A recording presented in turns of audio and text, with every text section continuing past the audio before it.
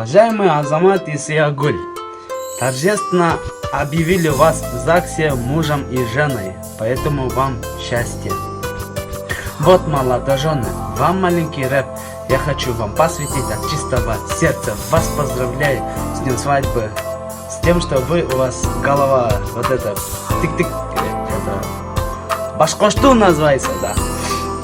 Счастья вам, молодожены. А теперь слушайте меня отдельно. Азамат, придешь с работы, принеси ей что-нибудь сладкое, либо светлое. Сиягуль, не спрашивай у него, где зарплата? А скажи, Азамат, пойдем покушаем. И у вас будут маленькие скоро дети. И у вас от счастья будут слезы текли направо, слезы текли направо.